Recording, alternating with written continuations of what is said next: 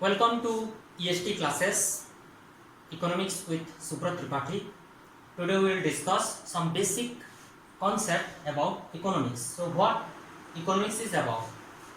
First of all, economics is an English term which derived from the Greek word oikos and nemein. The meaning of oikos is household,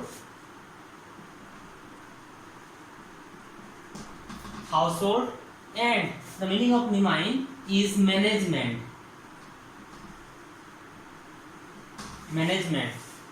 Thus, economics is the study of household management.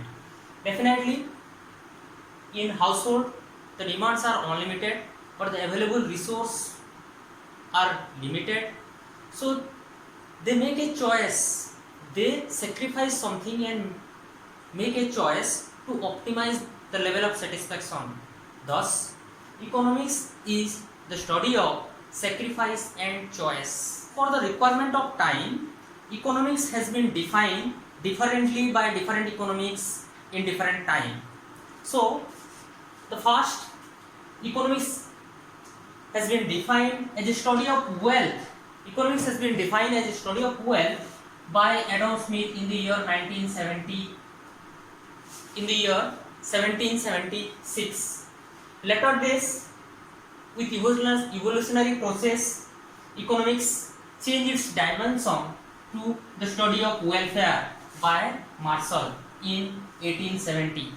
Then in later time frame, its dimension again changed to scarcity, growth and behavioral aspect.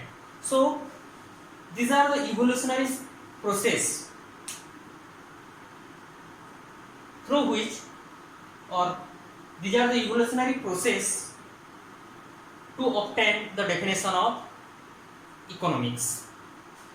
So that's why it is an unfinished science. So that's why economics is also known as an unfinished science, because here we are dealing the behavioral aspect, and as per the requirement, as per the time and as per the availability of resource, the behavioral aspect change. So that's why we may also define as economics is the study of human behavior, where we consider human as a producer, as a consumer, as a government, who try to maximize the level of satisfaction, the amount of profit and welfare. Another important concept in economic analysis is utility. Now, what is the definition of utility? Utility is the one satisfying capacity of a goods is known as utility, and the unit of utility is known as UT. Now, question arises, what is the need of utility in economic analysis? Here, utility determines the allocation of resource of consumer, producer and government. So that's why utility play an important role in economic analysis. Let's take an example for our better understanding. Suppose I have 100 rupees and there are two commodities available in my basket, that is, suppose A and B. Here A consists of chocolate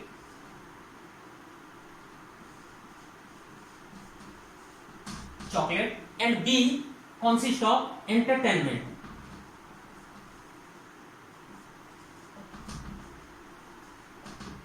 And I have 100 rupees. Now the question arises, if I am willing to buy chocolate, then I have to sacrifice entertainment, and if I am willing to spend my resource for entertainment, then I have to sacrifice chocolate. Here, the desired satisfaction determine my allocation. If my desire for chocolate is high, if my willingness to consume chocolate is high, then I have to sacrifice entertainment. And on the other hand, if my desire for entertainment or desire for watching movie is high, then I have to sacrifice chocolate. Here, resources are fixed and the resource have alternative use. So that's why here the resource allocation determined by utility. As we discussed, utility is the one satisfying power of a good is known as utility, and the unit of utility is known as utils. Okay, then type of utility, we can divide utility in two broad category. One is production sense and the other one is consumption sense. In production sense, utility can be divided into five category, primarily five category: form utility, place utility, time utility, service utility and knowledge utility. Now the question arises, what do you mean by form utility? If we change a goods, into a different form and its utility rise, then that is considered as form utility. For example, if we transform or if we change wheat into biscuit, or if we change wood into furniture, then definitely the utility of that product, utility of biscuit or utility of furniture is high. So that's why that create more utility. So that's why that is known as form utility. Now utility is also created by changing the place of a product, then that is known as place utility. For example, sand from river bank, when we transform or when we change the place of sand from river bank to a construction site, the utility of that sand increase. By this way we create more utility. So that's why that is known as place utility. Then the third one is time utility. With the passage of time, certain goods gain more utility. For example, during the harvesting season, everyone has crop. So at that time the price of crop or the price of fruit is very less. But with the passage of time, gradually the availability of stock fall, and with the fall in stock, the price of concerned product increase, and by this way the value of concerned product increase. By this way, that aid more utility, or that create more addition to utility because of time. So that's why that is known as time utility. The fourth aspect is service utility. When we get satisfaction from service of a teacher, service of a lawyer, service of a doctor, service of a singer, such service came under service utility, or that is known as service utility. Then the last one is knowledge utility. When the utility of a good increase by increasing knowledge of people, that is known as knowledge utility. We came to know about the quality and positive sides of a goods by advertisement, and because of advertisement, the utility of concerned product increases. So that is the best example of knowledge utility. Now in production sense, we may divide utility into two broad category, that is total utility and marginal utility. In production sense, utility can be divided into two category, total utility and marginal utility. Total utility is nothing but the total utility derived by the consumer after consuming all units of commodity. For example, if a consumer consumes only 3 units of a commodity X, then the total utility is 180. Suppose the consumer consumes only 2 units of that commodity, then definitely the total utility will be 150. And suppose if the consumer consumes only 1 unit, then total utility is 100.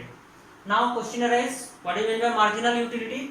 Marginal utility is nothing but the addition to total utility after consuming an additional unit of output.